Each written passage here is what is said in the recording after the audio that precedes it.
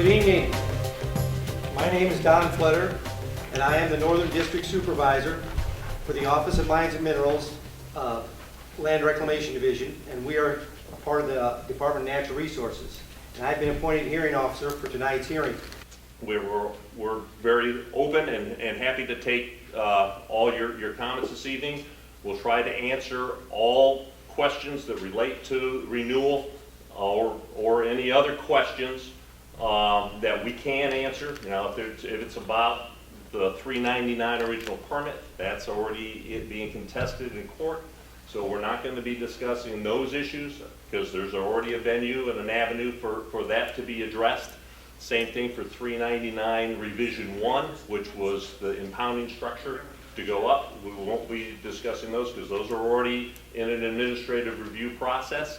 And for 424, which is the new impoundment, we won't probably answer too many of those because we've already had public hearings on those. We're in the review of their technical materials that they presented to us.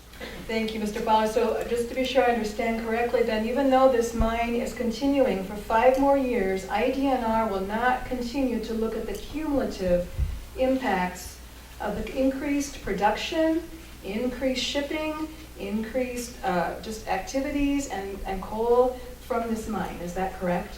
None of those criteria have changed from the original permit application. All those materials and all those production numbers were evaluated when the original application was evaluated and approved.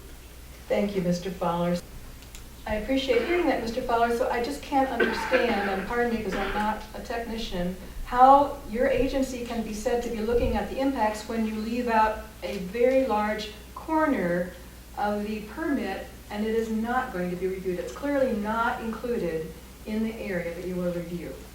So I just think it's impossible for us as the public to understand how these sites can ensure the protection of the communities, the health of the people, when we have concerns like Shea 1 that is polluting an area stream and groundwater, and we are fearful for this mine because of the conditions known to be in the area.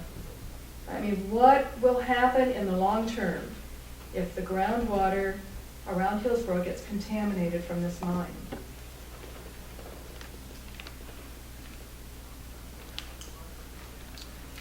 And I'm not being rhetorical. I would like IDNR to answer. What would happen in the long term if the groundwater around Hillsboro gets contaminated from this mine? The mine is responsible for any contamination or any things that go wrong outside. We have a bond in place that they are legally responsible for any contamination that potentially could occur. They have put in liners, which are some of the best technical practices available in out there. That is state of the art. Sometimes they do leak. But. Is there any room for error at all that you might look back on and say, wait a minute, we need to take another look at this? Is that not part of the purview of the IDNR to check these things out? That's yes, we have the ability to make adjustments if we think that we're. But you actually said to begin with you weren't even going to consider it, as I understood you to be your initial statements. I don't know if I said. I don't know. You said that was all water under the bridge. We're not going to bring this up. So that to me meant that you're not going to even take another look at it. No, I said we have other avenues that are out there to evaluate the original permit issuance. The revision for 399, revision 1 for 399, those avenues are already moving in that direction. We're not going to re-litigate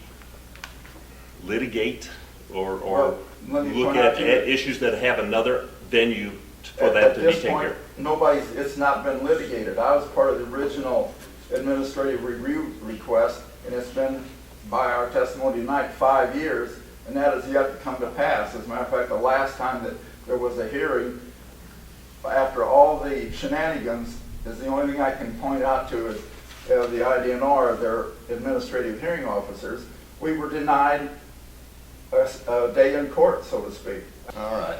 Well, I'm a landowner in the Shadow area. I'm still the same as in the original grant, concerned about the restoring my subsided land to this pre-productive state. And I'd like to know who's responsible at the IDNR that oversees returning this land that's been subsided. Well, we have evaluations to determine what land uses they're being brought back to. If they're being brought back to prime farmland, there are criteria, statistical criteria that it, no. Well, sorry, I gave you surface mining regulations. They have to be brought back to a farmable state. If they're the farmland beforehand, they're brought back to farmland afterwards. They're able to be That's good or better than it was before? to be able to be farmed. Illinois is now experiencing what I call the West Virginia syndrome. The production of coal with the coal operator shielded from its responsibility to the community. I think I'll repeat that. West Virginia syndrome means the production of coal with the coal operator shielded from its responsibility to the community. In Illinois, the government officials and regulatory agencies, similar to West Virginia, are beholden to coal. They can see the damage the coal has done to West Virginia citizens, but our officials seem immune to the reality. Chris Klein, owner of Deer Run, has established himself in West Virginia and identifies with Don Blankenship of Massey Energy as a talented coal leader. So far, the policies in Illinois have followed the same favoritism to coal as in West Virginia. Before we have any more irreversible damages, please start enforcing mining laws with the protection of citizens in mind to prevent a repeat of the environmental disasters in Illinois that have already occurred in West Virginia. As I've listened to the testimony and discussion today, I've got just one statement that basically sums it all up. We are failing. I'm a mother of 12 children, grandchildren 33, and I have 3 children and their families and my grandchildren here in town and a daughter that works at the hospital.